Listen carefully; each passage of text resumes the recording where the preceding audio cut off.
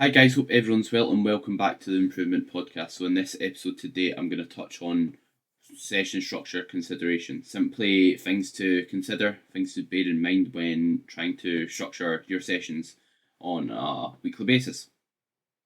And the reason why this is important is, of course, what matters most is training consistently, training hard, and doing that over a long period of time. However, like if you're nailing those variables, if you're nailing those basics, and you can consider like how you're structuring your session in terms of exercise order to get the absolute most out of it, which is something I generally recommend.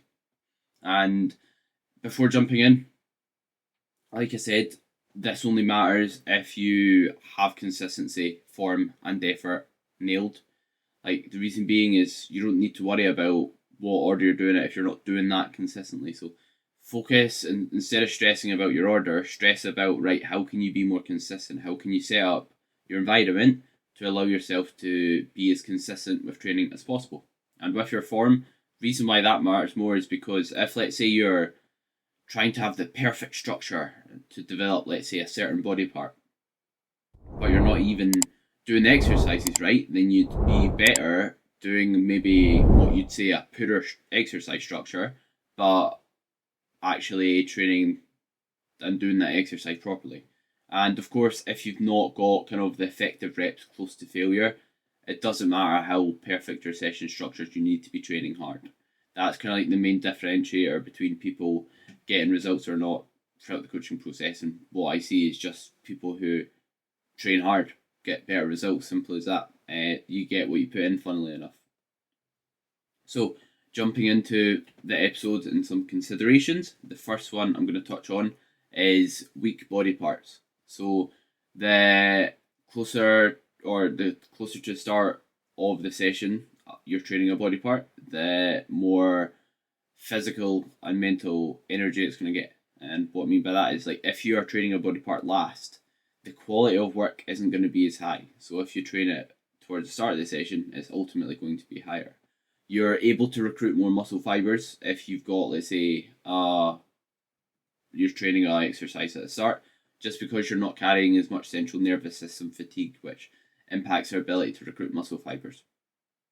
Basically, what I mean by that is just recruit muscle and affects your ability to stimulate muscle to grow. And the reason being is, like, you're also going to perform well. So you're probably going to perform a bit better, especially if you're in a dieting phase, because you're not depleted of potential glycogen, or in other words, energy throughout. You've also just got a better ability to kind of focus. Like if you've done like a really long session, obviously the length of the session will kind of depend on how important this is. But if your session's super long, the less exercise, like you're not going to be as switched on, as focused, and the overall quality of the work will be diminished as a result, and you won't be able to quite perform as well. So if you are wanting to kind of get the most out of an exercise, like if you're wanting to, let's say, grow your calves as much as possible, then they shouldn't be at the end of the session. They should be at the start, if that makes sense, if your goal was maximal calf development. Not that you can't grow a body part with it at the end of the session or with it later in the session, but if you're wanting to maximise your ability to grow it, it should definitely be towards the start, because you'll just get a higher effort and attention towards that body part. Simple as that. And next up is injury risk. So some movements I personally wouldn't jump straight right into. Like I wouldn't go in the gym for legs and do a hack squat straight away, just because I don't think that's going to feel great on my knees. I personally like doing some isolation movements first, getting warm, getting some blood into my legs, and just getting my body temperature up before going into a big movement where there is maybe a bit more stress in my joints. There is potentially a bit more risk involved in it. I personally like doing, like, my leg day. I start with the adductor, calves, and then I've actually got a leg extension and a leg curl.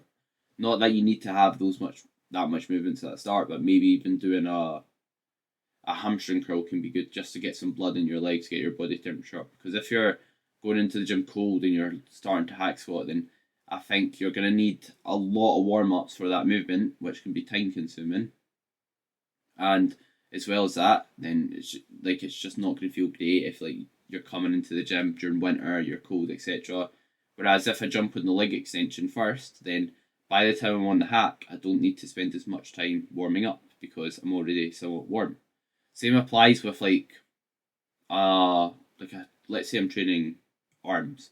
I wouldn't want to come in the gym and do an overhead extension. They're an exercise I typically don't get on the best with in terms of a bit of joint pain in my elbows, just due to being most of the time the movements that you might not want to do first is ones where you're loading super heavy in that stretch position, which is not only a reason in terms of injury risk, but another reason which we'll get to. But like if I'm going in and first movement I'm doing is like a really deep squat variation or like a really kind of deep tricep exercise, I don't think that's going to feel great on my joints.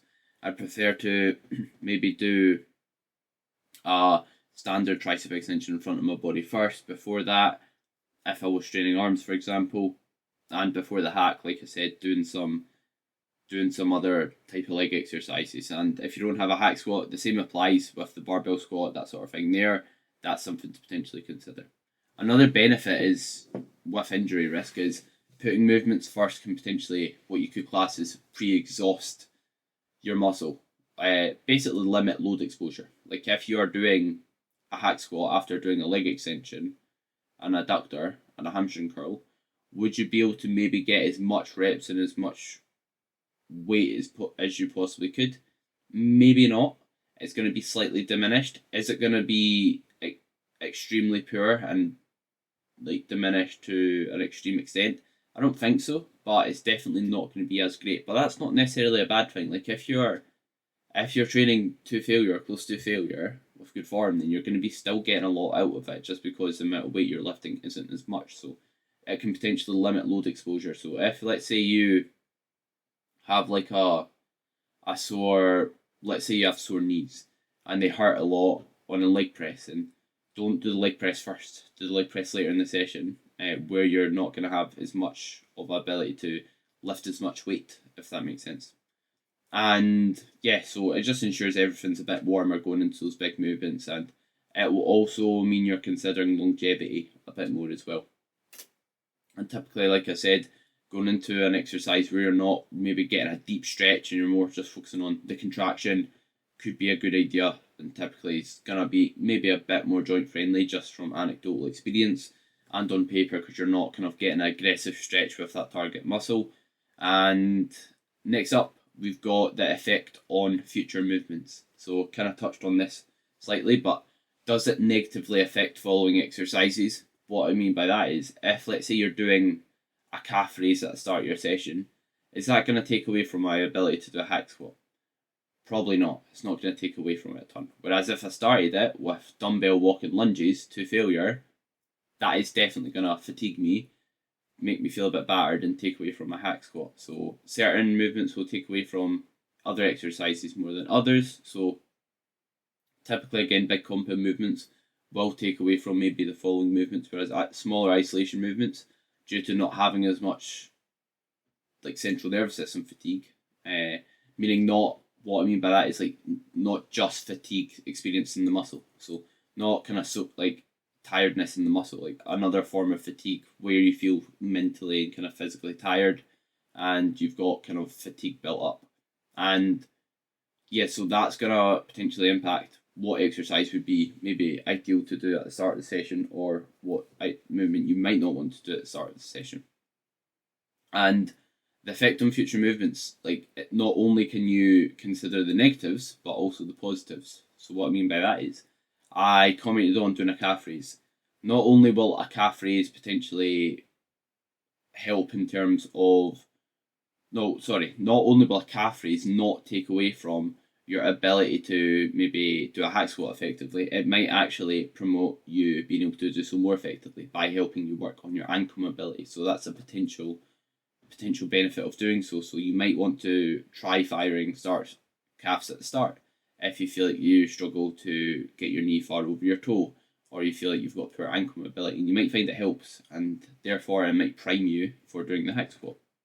The same applies with like other movements. You might find like if you do maybe a rope pullover or a pullover variation when you're training your back, then by the time you've done like a pullover, it's not like a really tiring movement. It's not like a big heavy row or a machine row to the same extent, so it's not that tiring. So you could do that before doing a Romanian deadlift or before doing a bent over row, and you might find you're warmer. You don't need as much warm up sets with the Romanian deadlift or bent over row, and as a result, you can be more efficient and move through your session a bit faster in comparison to doing your bent over row or your deadlift first. And you might even find, as well as helping you get warmer faster, it might not take away from your ability to perform on that big lift. So when thinking about the order of your exercises, don't just think about what you're trying to kind of improve. Think about like what effect is that exercise going to have on subsequent movements in your session, both positive and negative. And there's many examples of how this can be beneficial. Like again, doing that adductor first in your leg day, that might allow you to get better depth in the squat just by kind of working on your hip mobility a bit and warming your hips up. And next up is something that is super important for sure.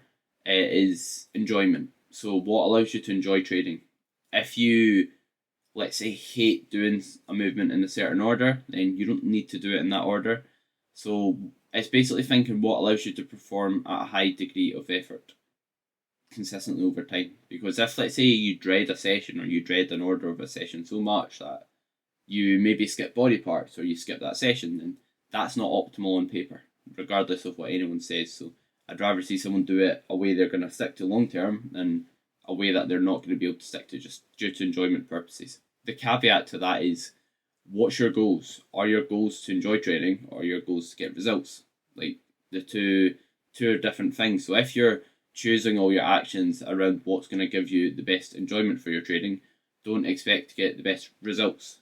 It's a balancing act. We obviously want to enjoy it because it's going to allow us to put more effort into our sets, be more consistent, have a better kind of mental attitude towards it and less kind of stress. But at the same time, if you want results, your actions need to reflect that. So make sure they do, because personally, I enjoy results. I enjoy doing what's going to allow me to progress. I enjoy progress. So as a result, what I do in the gym isn't orientated around kind of what I'd like to do on that day or what I personally want to do to a large extent. I'll communicate my thoughts and feelings to my coach, but for the most part, it is heavily involved in what's going to give me the best results possible, because that's what I want out of the gym. I enjoy training as a whole. It's not like I hate a certain exercise anyway. And next up, something that you can kind of consider. I've touched on them in some YouTube videos I've uploaded as well, but resistance profiles. So this is something that you don't need to consider as a beginner. It can be a bit more beneficial once you kind of get a bit more experience in the gym. But I've touched on it in my YouTube video, so be sure to check them out, my training footage, training videos if you haven't already. And my YouTube is just Charlie Cuthbert, I believe, for anyone wondering. But basically, resistance profiles basically is considering where the machine's heavy, where the machine's light, in relation to where you're strong, when you're weak. So when we go through a session, we lose strength in that shortened position. We get weaker in that shortened position, but we retain strength in the stretch position. What I mean by that is, picture a leg extension. A leg extension at the top is when your quad is shortened, when it's shortest in length, when the muscle is all bunched up and squeezed together, you could say. In that position, as you go through a session, your ability to get there diminishes. Your strength in that position diminishes. So as a result, if let's say you want to maximise a leg extension or maybe like a dumbbell lateral raise or maybe a chest fly, then you could maybe put it towards the start where you can get a good contraction where you can actually finish the rep. Because what can happen, or like a plate loaded chest press as well is a very common one, because what can happen if you're doing like a plate loaded incline press or a dumbbell lateral raise is you'll fail at the top much sooner than you actually fail at the bottom. And what that leads you to do is basically have a lot more energy in that bottom position that you're wasting, because in my opinion, a rep where you're absolutely grinding from the start to the end of it and it's moving extremely slow is going to be more effective than one where it flies up and then it's really hard at the top, or it's really hard at the bottom and then it flies up. So being able to kind of match our muscles' capabilities and make an exercise hard throughout the full range can be beneficial for that reason. So that's something to potentially consider. But again, if that just went right over your head and is really confusing for yourself, you probably don't need to know it at this current moment in time. So if that's the case, then don't worry about it. But basically, like putting muscles where they're heavy in the shortened position, or most of the time at the top of most reps, first could be a good idea for that reason, just to get the most out of it. Like a plate loaded chest press before a dumbbell press, like a leg extension before squats, a cable row before plate loaded row, depending on what row you're using. This isn't always necessary, it isn't always better, but for the most part, it will make the exercise feel a bit more beneficial and just feel a bit better. Because if you've ever done an exercise like a dumbbell lateral and it feels just a bit meh, just feels a bit rubbish, or like a chest press, that can sometimes be why. Because it's really hard at one point and really easy at the other. So it allows you potentially more consistent progression and more effective exercises across the board, which is something to consider. And if you ever jump on like a good machine that isn't Matrix or Techno Gym and it feels what you could class as really smooth, that's usually because it's got a good resistance profile, because it's heavy where we're strong, it's lighter where we're weak. A good example is like a T-bar row. As you pull it up, the machine gets more stacked at the top, which means the weight gets lighter because the weight's a bit more stacked over the axis, if that makes sense. So something else to consider is stability. So we kind of lose the ability to stabilise our musculature as we fatigue throughout the session, as we come about peripheral fatigue, so fatigue in the muscle. What I mean by that is, like, if you are doing, like, if you try and maybe balance on one leg at the start of a leg day versus the end, it's going to be much easier at the start because your muscles aren't battered, pretty much, but it's simple. So if, let's say, you are doing a movement or movements that require a lot of stability, then you might want to consider not doing a ton of isolation movements that will kind of diminish stability at the start. What I mean by that is, if your main movement's a barbell back squat, then you might find doing a calf raise, leg extension, hamstring curl might take away from it. So you might only want to do a hamstring curl, then jump into your squats, or maybe jump into your squats straight away, or maybe just a leg extension before. You can play about with it, but just bear in mind it can harm your ability to balance during the barbell back squat, which can be a negative thing. Like I said, there's a component doing some movements first can help you get more out of those movements and prevent injury and make you feel a bit warmer, a bit safer going into those movements, but it can also take away from them. But that's not always it's not a good thing, but it's not always a bad thing. What I mean by that is, like, in my session, I've got walking lunges after doing isolations.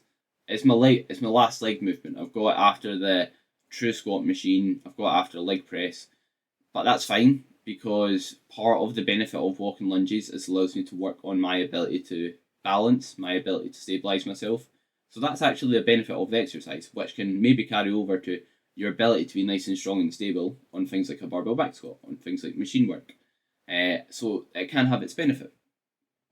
So I'd rather perform poorer on that walking lunge, be able to maybe balance a bit less effectively, but be able to kind of get more out of the movements prior, if that makes sense, and just kind of get the benefit of the skill component of the walking lunge and just be able to kind of do that last, because I wouldn't want to do a walking lunge and then go up and do squats and then a leg press. I'd rather it the other way about, so it's a quote unquote finisher, what you could say. So also something to consider is just like what feels like a good kind of layout of the session, what feels like a good kind of, what do you like doing? This comes back to enjoyment, but what's kind of like a smooth setup? Like, I know personally, I wouldn't want to do, let's say, I wouldn't want to go in and do a big movement and then a smaller movement, and then a big movement. Like, I wouldn't want to do calves in the middle of my session. I either want them to get them over and done with at the start, or get them done at the end. I don't want to do them in the middle of the session, so that's something to consider as well. Like, how does your session flow? You want kind of a good, enjoyable flow to your session, which again comes back to enjoyment. But you can also consider, like, just to make life easy, if in your gym some movements are relatively close to each other, you don't have a lot of time, then you can do it in an order that allows you to kind of just get on the next piece of equipment, so you're not kind of walking from one end to the gym to the other. Because I appreciate some things like JD Gym, Pure Gym, they can have 2 to 3 floors, so you don't want to be going bottom floor, top floor, bottom, then middle. You kind of want to maybe stay on one floor for a period, which I can appreciate, especially if you're training legs, for sure. So yeah, hope you enjoyed the episode. If you did, feel free to like, comment, leave a rating and review. Subscribe if you're watching this on YouTube, or I'm pretty sure you can also subscribe if you're watching it or listening to it, on Spotify or Apple. So yeah, greatly appreciate everyone's support. Feel free to tag me on Instagram sharing the episode, and I'll be sure to share it back. And thank you for listening. But I hope everyone has a great rest of their day.